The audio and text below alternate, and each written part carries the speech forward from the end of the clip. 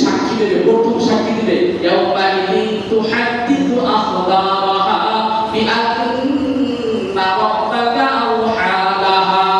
কাল কিয়ামতের ময়দানে আমার আপনার বিরুদ্ধে জমিন সাক্ষী দেবে, যে জমিনে বসে আমি আপনি গুনাহ করতেছি। কাল কিয়ামতের ময়দানে এই জমিন আমার আপনার বিরুদ্ধে দাঁড়াবে। এক নাম্বার।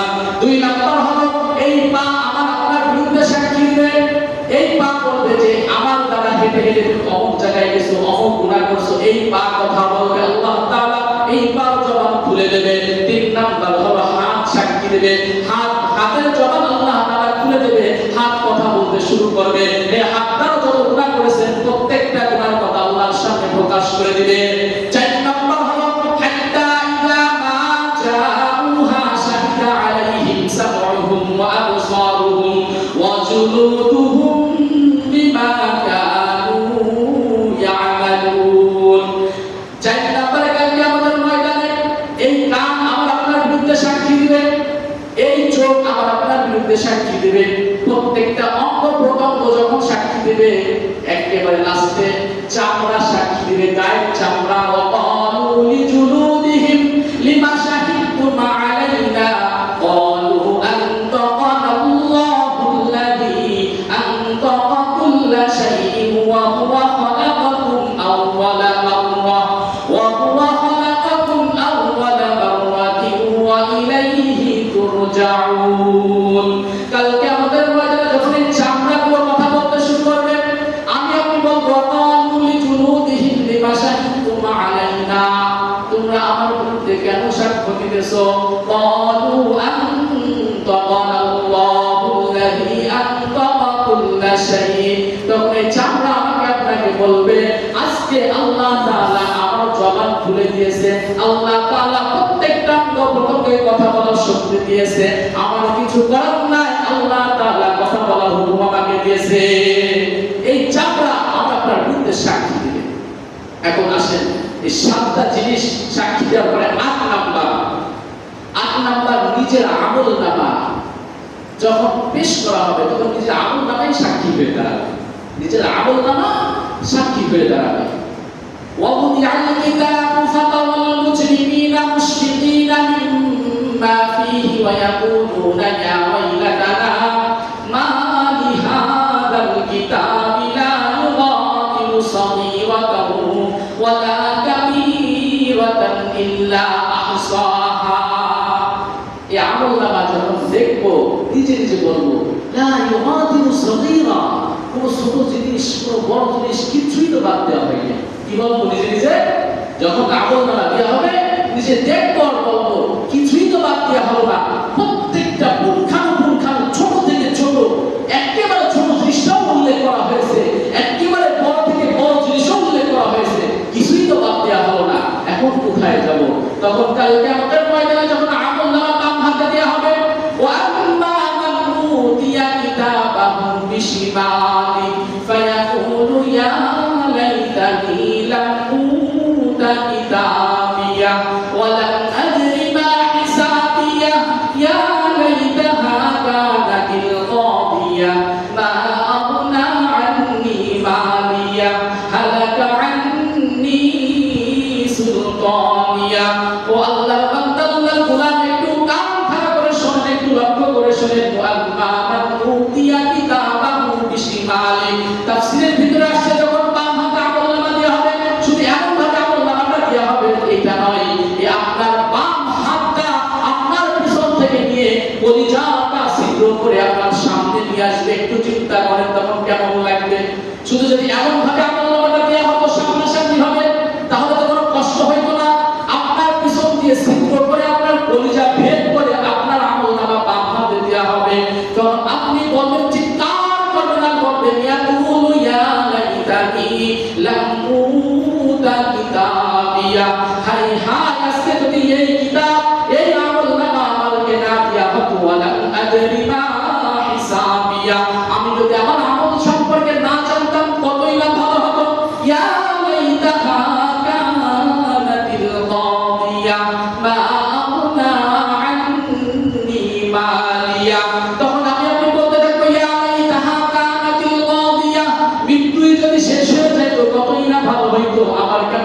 হইল মা আগনা আন্নি মালিয়া।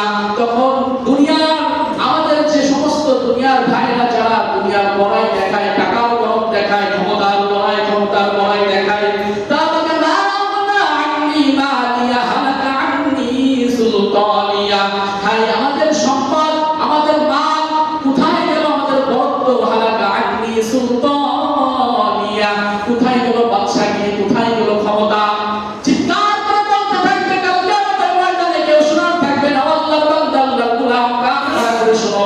আজকে যে জবান দ্বারা তুমি আল্লাহর বিরুদ্ধে কথা বলতেছো, যে হাত দ্বারা আল্লাহর বিরুদ্ধে লিখতেছো, যে পা দ্বারা আল্লাহর বিরুদ্ধে চাইতেছো, শোনো শোনো, এই যে তারা যত তোমার সঙ্গী আছে না কেন, মালদার পার্টি, ক্ষমতাবান পার্টি, তোমার কালকে আমাদের ময়দানে একটাকেও পাশে পাবা না।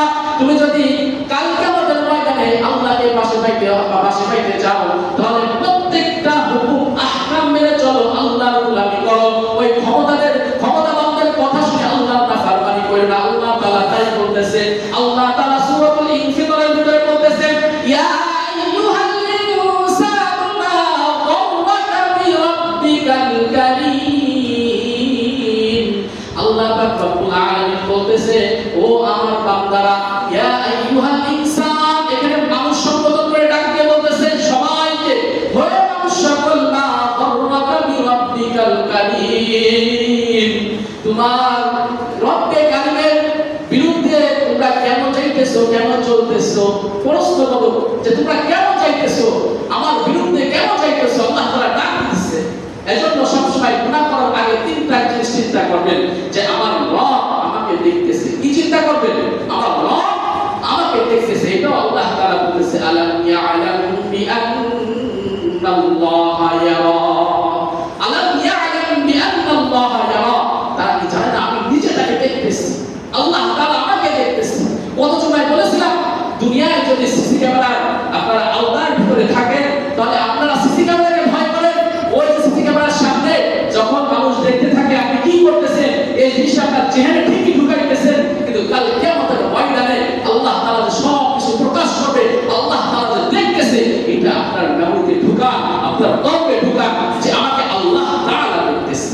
এই কথা বলতে গেলে আরেকটা জিনিস টানতে হয়, সেটা হলো আমরা যখন রমজান মাসে রোজা রাখি, আল্লাহ তাআলা বলেন, ইয়া আইয়ুহাল্লাযীনা আমানু কুতিবা আলাইকুমুস সিয়ামু কামা কুতিবা আলাল্লাযীনা মিন ক্বাবলিকুম লাআল্লাকুম তাত্তাকুন।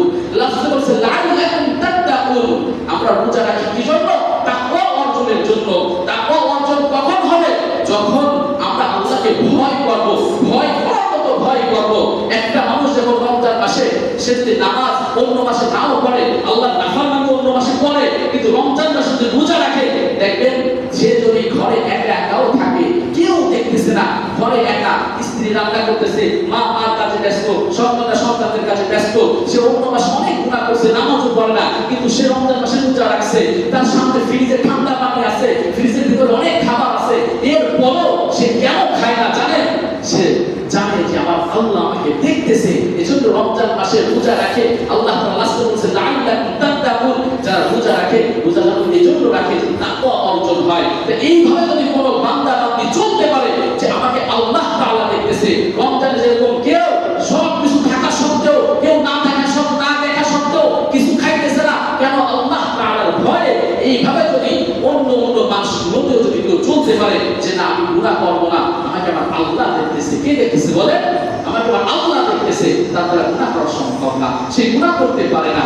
এজন্য আল্লাহ তাআলা বলতেছে, যখন কোনো বান্দা বান্দি গুনাহ করবে, সে এতটুকু চিন্তা করে যে আমার আল্লাহ আমাকে দেখতেছে। দুই নাম্বার যেন চিন্তা করে যে আমার রব পিছন থেকে আমাকে ডাকতেছে। আল্লাহু আকবার, আমার রব পিছন থেকে আমাকে ডাকতেছে। এই কথা যখন চিন্তা করে, ও আল্লাহর বান্দা, আল্লাহর গোলাম, একটা জিনিস ভালোভাবে চিন্তা করেন, একটা জিনিস ভালোভাবে ফিকির করেন যে আল্লাহ তাআলা এত নিয়ামত দিল আমাকে আপনাকে, যে আল্লাহ তাআলার নিয়ামতের কোনো শেষ নাই। প্রত্যেকটা জিনিসের দিকে আপনি তাকান, আপনার চেহারা দিকে আল্লাহ তাআলা যে সুন্দরভাবে চেহারাটা বানাইছেন, চেহারা দিকে আয়নার সামনে যদি তাকাবেন যে কি কি দিয়ে আল্লাহ তাআলা সৌন্দর্য তৈরি করছে।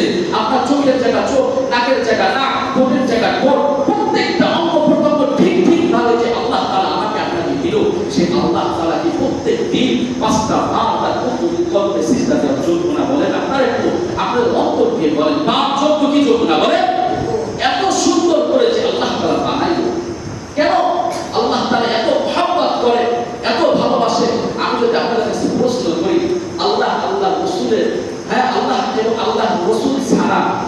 এক পাশে রাখেন আল্লাহ এবং আল্লাহর রাসূলকে। এনারা দুইজন বাদে আমাকে আপনাকে দুনিয়াতে সবচেয়ে বেশি ভালোবাসে কে বলেন? মা এবং পিতা মাতা। এই দুইজনই মার কথায় আসে না। আপনি মা আমাকে আপনাকে চোখ দিয়েছে বলেন, মা আমাকে আপনাকে হাত দিয়েছে বলেন, মা আমাকে আপনাকে পা দিয়েছে বলেন, একটা অঙ্গভঙ্গ কি মা দিয়েছে? মা কি করছে? আল্লাহর হুকুমে 10 মাস আমাকে আপনাকে পেটে ধারণ করছে, এরপরে লালন পালন করছে। এত কি মা করছে নাকি বলেন? এই মার যদি এত মায়া হয়ে থাকে, এই মা যদি এত দরদ হয়ে থাকে, তাহলে যে আল্লাহ তাআলা আমাকে চোখ দিল, যে আল্লাহ তাআলা আমাকে হাত দিল, যে আল্লাহ তাআলা আমাকে পা দিল, যে আল্লাহ তাআলা অশেষ নিয়ামত আমাকে দান করলো, হাজারো নিয়ামত আমাকে দান করলো, সে আল্লাহ তাআলা আমাকে মায়া করে না বলেন? দয়া করে না বলেন? যে মা যদি 10 মাস পেটে রেখে আমাকে একটু লালন পালন করে এত মায়া হতে পারে। একটা মাসালাই আসছে আপনাদের কাছে, আপনারা ভালোভাবে বুঝতে পারবেন। যখন কোনো সন্তান মারা যায়, যখন কোনো সন্তান মারা যায়, পিতা তো ঠিকই সন্তানের পিছনে যায় কবর পর্যন্ত, পিতা অনেক সময় কবরে নামেও। পিতা কিন্তু মায়া নাই, পিতার তা না, সন্তানের প্রতি পিতারও মায়া আছে, পিতাও হাউ করে কাঁদে সন্তান মারা গেলে। এরপর আল্লাহ তাআলা ওই পিতাকে এতটুকু শক্তি দিয়েছে যে ওই পিতা ও সন্তানকে দাফন করে আবার উঠতে পারবে। কিন্তু একজন মা কোনদিন ওই সন্তানের পিছনে যে ওই সন্তানকে কবরে রেখে তার এতটুকু শক্তি নাই যে আবার ওই কবর থেকে সে উঠবে, সে এমন ভাবে ওইখানে সে অসুস্থ হয়ে পড়ে যাবে। ঠিক কিনা কথা বলেন? এটা মাসআলা। এই জন্যই আল্লাহ তাআলা এটা নিষেধ করছে যে না, মা সন্তানের পিছনে মা যাইতে পারবে না, কবরে নামাইতে পারবে না। এটা পিতাকে আল্লাহ তাআলা শক্তি দিয়েছে। তো এইটার কামনা এই মাসআলাটা আমি এই জন্য যে একজন মাকে যদি আল্লাহ তাআলা এত মায়া দিতে পারে, যে মাটা আমাকে আপনাকে শুধু 10 মাস পেটে ধারণ করছে, এরপরে লালন পালন করছে, যে আল্লাহ তাআলা আমাকে আপনাকে এত নিয়ামত দিল। একটু চিন্তা করেন, একটু চিন্তা করেন যে আল্লাহ তাআলা আমাকে আপনাকে নিয়ামত দিল এত, যে আল্লাহ তাআলা আমি আপনি সবাই দরজা বন্ধ করে গুনাহ করতেছি, ওই আল্লাহ তাআলা ইচ্ছা করলে মাত্র যে আমাকে আপনাকে অক্সিজেন ছাড়া ওইখানে মেরে ফেলতে, যে আমার নাফরমানি করতেছিস আমার জমিনে থেকে, আল্লাহ তাআলা পারতো কি পারতো না? তারপর আল্লাহ তাআলা মারে না, ওই গুনাহ করতেছে, ওই দরজা বন্ধ করে গুনাহ করতেছে, ওইখানেও আমার আপনার আল্লাহ অক্সিজেন পাঠাইতেছে যে আমার বান্দা যেন না মরে। আল্লাহ, আমার বান্দা যেন না মরে। এত দয়া, এত মায়া আমার আপনার আল্লাহ। তারপর আমি আপনি আল্লাহ তাআলা গুনাহি করতেছি না, আমি আপনি আল্লাহকে সিজদাতে মসজিদে আসতেছি না, আমি আপনি আল্লাহকে মহব্বত করতেছি না, আমি আপনি ফজর নামাজে আল্লাহ কুদরতি করে সিজদাতে মসজিদে আসতেছি না। ও আল্লাহর বান্দা, আল্লাহ এখন বুঝতেছেন না, একদিন ঠিকই বুঝবেন, কিন্তু সেদিন বুঝে আর কোনো ফায়দা হবে না। যে আল্লাহ তাআলা বলছে ইয়া আইয়ুহাল ইনসানু মা গাররাকা বিরাব্বিকাল কারীম। ও বান্দা বান্দি, যখন তোমরা গুনাহ করো তোমরা এটা সবসময় চিন্তা করবা, আলাম ইয়ালাম বিআন্নাল্লাহা ইয়ারা, আমি আল্লাহ তাআলা তোমাদেরকে দেখতেছি, এবং আমি আল্লাহ তাআলা শুধু দেখতেছি তা নয়।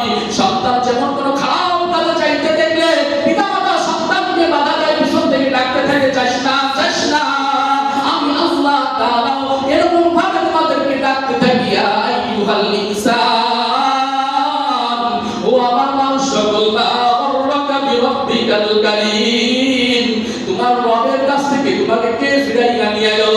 মা গাররাকা বিরাব্বিকাল কারীম আল্লাযী খালাকাকা ফাসাওয়াকা ফাআদালাক। আল্লাহ তাআলা স্মরণ করে দিতেছেন আল্লাযী খালাকাকা, আমি কি তোমাকে সৃষ্টি করি নাই? ফাসাওয়াকা, আমি কি তোমাকে অঙ্গ প্রত্যঙ্গ দিই নাই? ফাআদালাক, তোমাকে আমি পূর্ণভাবে সবকিছু কি আমি আল্লাহ তাআলা দান করি নাই? আল্লাহ তাআলা এরপর আরো মনে করাই দিতেছে ফি আইয়ি সূরাতিন মা শাআ রাক্কাবাক, বলতেছে যাও তোমরা প্রত্যেকদিন আয়নার সামনে যে দেখবা তোমাদের সূরাতটা আমি আল্লাহ তাআলা নিজ হাতে তৈরি করেছি। সুবহানাল্লাহ, এত মায়া করে, এত দয়া করে যে আল্লাহ তাআলা আমাকে বানাইছেন, সে আল্লাহ তাআলা প্রত্যেকদিন বাসত্ব তার উপরে কতটা চিন্তা করার যোগ্য আছে কিনা তা বলেন?